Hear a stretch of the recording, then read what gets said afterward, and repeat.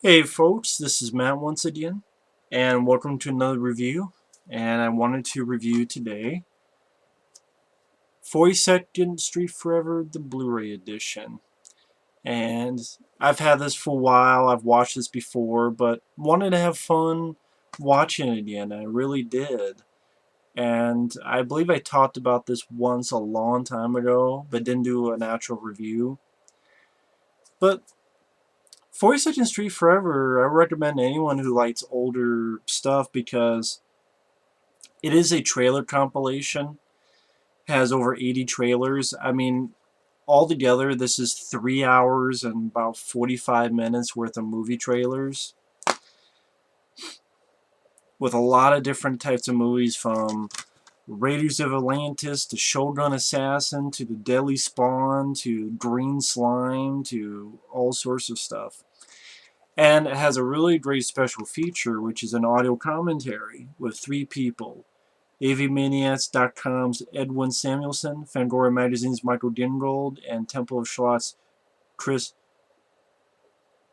Paggiali, I believe is how you say the name. And yeah, they do the commentary for the whole 3 hours and about 45, 46 minutes. And what's great about the commentary is they give a lot of information for each film talked about. It's not just a lot of dead air and on, oh, what's that movie? It was an older film. No, there's a lot of pet info. If you like hearing about the history of films, I mean, you like to learn about a lot of movies in this. And I'm gonna go through the whole list. I'm not going to talk about each film, but I'm just going to say like their titles and such. But yeah, if you like movie trailers, this is definitely worth a look. To sit back and watch. You get a lot of different kinds of movies. And once again, you get a lot of information. A lot of information from the commentary track. It was fun to listen to. And I have the other 42nd Street Forevers. Now, there is a volume 1, volume 2, which I only have on DVD-R. I never got the official DVDs.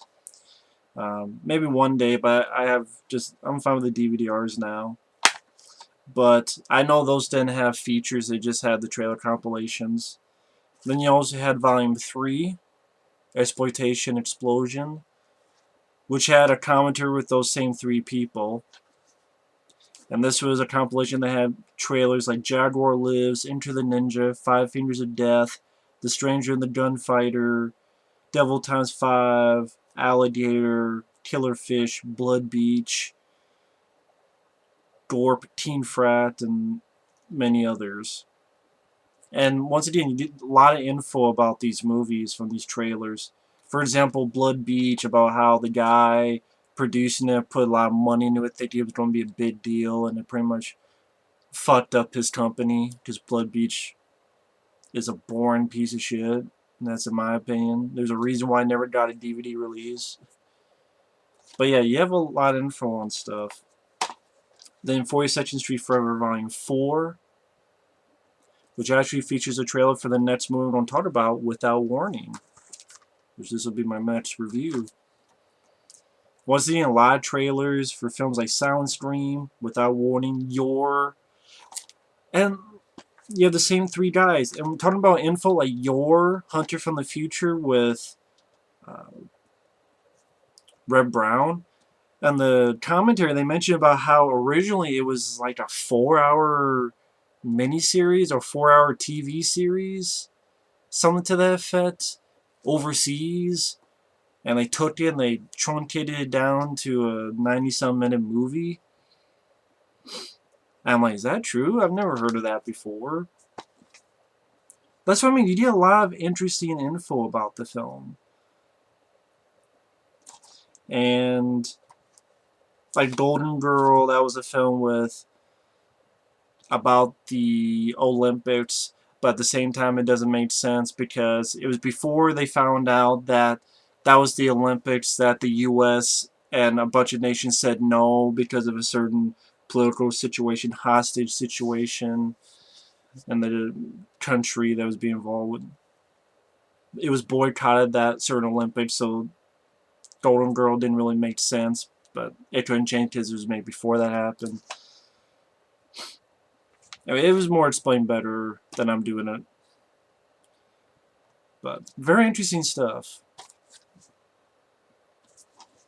And then you had the Volume 5, the Alamo Drafthouse version,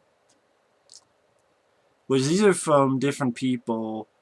Alamo owner Tim Lee and programmers Lars Nilsson and Zach Carlson. Not as good as the previous ones, but still a lot of different kinds of trailers, from A Life of Ninja to Lucky 7 to Mind Warp Galaxy of Terror, Machine Gun McCain, Redneck County, Moon Runners. I think actually one of them is the original Dukes of Hazzard before the show Dukes of Hazzard. One of these trailers. And get into this one. I'm sad that they didn't make more of these. I think this Blu-ray came out 2000. I think technically 2012. And sad enough, this never had a Volume 2 or Volume 3 of the Blu-ray edition. Because I would love to see more of these trailers and the interesting commentary, very informative commentary. I mean, the trailers you have is Black Samson, sort of the blaxploitation films like Black Samson, Savage by Cirio H. Santiago, Kenner, which was one with, I believe, Jim Brown.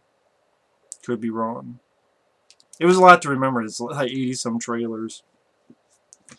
Yeah, the guy from Harlem, Welcome Home, Brother Charles, which is from the director who would go on to do Penitentiary. And you don't really see from the trailer, but from the commentary, you find out that what the movie's about is about a guy who gets his dick cut off, and somehow, some way, he gets revenge by choking people with his dick. I'm not making it up. It doesn't say that in the trailer, I guess for a reason, but in the commentary you find out that's what the movie's about, and you can confirm if you look it up. Of course, it's from the guy who later will bring you Penitentiary. You have a film called Boss. I'm not going to say the word, but it starts with an N. It's a Western with Fred Williamson. I'm like, oh, I didn't know Fred Williamson made a Western. And I guess even on the comedy, they mentioned he had made another one called, I believe, Adios Amigos. Or it was something like that with Fred Williamson and Richard Pryor, which was a Western. That's interesting. Film called Haunty. Film called Sugar Hill, which is a blaxploitation horror film where a woman gets revenge on the mob by using zombies and voodoo.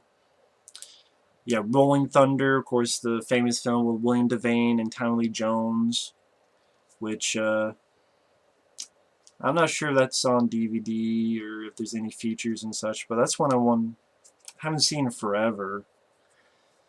You have Act of Vengeance, you have Miss 45, They Call One Eye, Ginger, Savage Sisters, Chained Heat, which is a women in prison film with John Vernon as the evil warden. It stars Linda Blair and a few other people. And of course, those two would be in Savage Streets. But Chained Heat actually looked kind of interesting. You have Delinquent Schoolgirls, which actually features what's the guy's name in Airplane?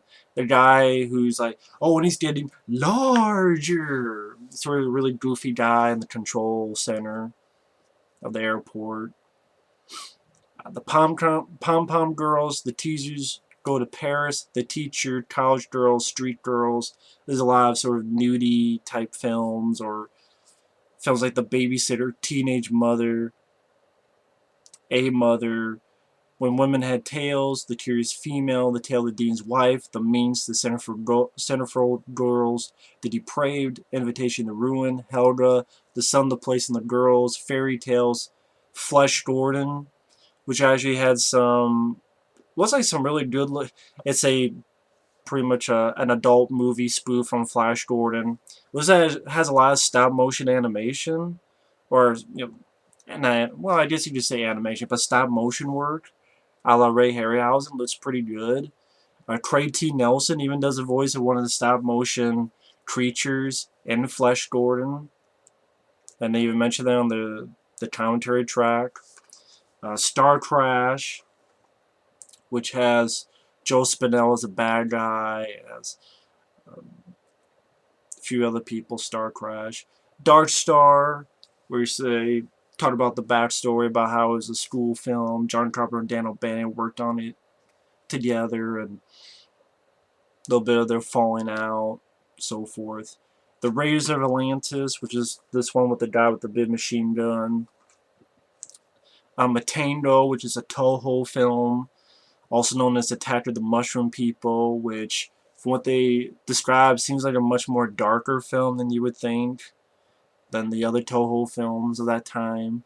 The Green Slime, They Came from Beyond Space, The Deadly Spawn, which I did a review, this film here, a very nice gift from someone. Very nice gift.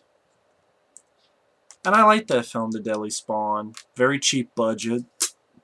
About like $25,000, give or take. I mean, it was a very super cheap budget, and they used it very well. The Dark, which is a film that I liked, but I can understand why it's not liked. That was a film that Tobe Hooper was going to direct. Then he got fired like a week or so in. So they got in John Bud Cardos. And originally it was going to be a film about pretty much a zombie, like a man brought back from the dead. But because of the success of films like Star Wars, they decided to, in the middle of it, change into an alien that shoots laser beams out of his eyes. This stars William Devane and Richard Jaco, and I have fun with it. I can understand why people don't like it, but I have fun with it.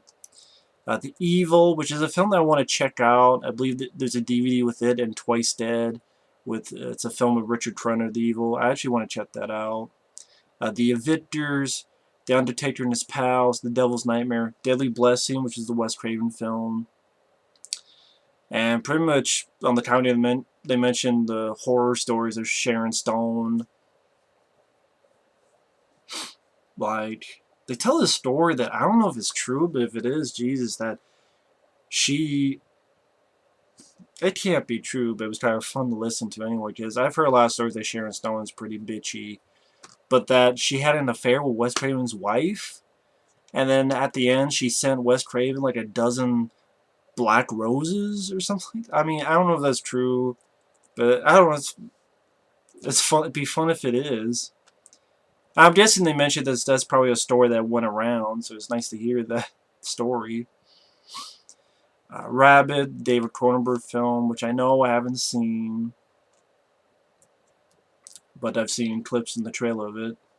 Eye of the Cat, Marker the Witch, the I Dismember Mamba / the Blood Splattered Bride, Women in Bloody Terror / Night of Bloody Horror, Dr. Butcher M.D., The Grim Reaper aka Anthropophagus, Dr. Tar's Torture Dungeon, Wicked Wicked, The Flesh and Blood Show, The Three Dimensions of Greta, Hard Candy, Panorama Blue, The Italian Stallion, that's the Sylvester Stallone film that was Party at Kitty and Studs, and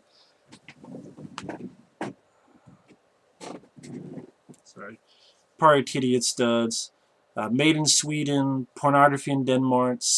And then you get to the Mondo films, which even the people in the commentary, they had a hard time sitting through. And I didn't even watch this. I just had the commentary and just listened. I mean, they're discussed because it's stuff like Secret Africa, Shocking Asia. It's pretty much, it's documentaries. I mean, they are documentaries, but it just shows a lot of shocking stuff, animal killings, just a lot of crazy shit that I don't even want to go into it, really. Taboos of the World, Chappaqua, Salo, The 120 Days of Sodom, which I've seen the Cinema Snobs review that, and it just looks like a total piece of shit film, Salo, to the point that even the people who did the commentary, they just didn't want to say anything, so they were just silent, which I don't blame them. But like the 44 Specialist, The Bullet Machine, Death Drive, Spy and Your Wife, Kiss the Girls and Make Them Die, The Last of Secret Angels, The Crippled Master, Shogun Assassin, Superman Chew, Born Losers. That's the film that would... The follow-up would be Billy Jack. Hell's Angels on Wheels, Devil's Angels, The Pink Angels, which is actually about a biker gang who happens to be gay. Werewolves on Wheels, Dixie Dynamite, which actually has Warren Oates, and they mentioned in the commentary that actually Steve McQueen would ride and help ride motorcycles with Warren Oates. Interesting bit of info. Mr. Billy and Super Fuzz, those are two films with Terrence Hill, who I grew up with films like They Call Me Trinity and Trinity's Still My Name. Sunset Cove, Van Nuys Boulevard, and the last trailer, the 89th trailer, yeah, 89 trailers, is Skate Town, USA, which is a film that probably never got a big release because it has a, at least on DVD or such, because of the soundtrack, because the Jackson 5 and all these other songs are on there. Has a, I think it's Patrick Swayze's first role, because he even says in the credits, introducing Patrick Swayze. And you have like Flip Wilson and all these other people. Scott Baio, I believe, is in it. And Skate Town USA, I mean, the title pretty much tells you what it is. But this is, I know it's barely a review. But it's more like a spotlight. I'll call it a review because I don't know how else to call it. A spotlight. Maybe call it that. One or the other. If you like these kind of older films, and granted, in this day and age, you just watch trailers on YouTube, and that makes sense. But I enjoy these because I enjoy watching it on my TV, and I know you did have a little wire that goes from your computer to your TV. I don't have that connection. And I liked hearing all the info on these films. Each film got a little bit of info on the commentaries and the commentary, and that was very interesting to hear. It was like going to, I don't want to say going to film school, but it was just very informative commentary. And yeah, once in a while you don't agree with them on the feeling of a film, but that's expected with anybody, anything. If I did a commentary on 89 trailers, I'm sure there are trailers you wouldn't agree with me on either. But it's mostly about the information. I mean, once in a while they give their personal opinion on the film, but it's more about the being very informative. And yeah, there's a lot of things packed into it. It's 3 hours and 46 minutes, so you definitely get your money's worth. And I wish they did more of these. I would love to have seen more of these. But, you know, that's the way it is. But anyway, I just want to give my thoughts on 42nd Street Forever, the Blu-ray edition. Thanks for watching, take care, and we will see you later. Bye-bye.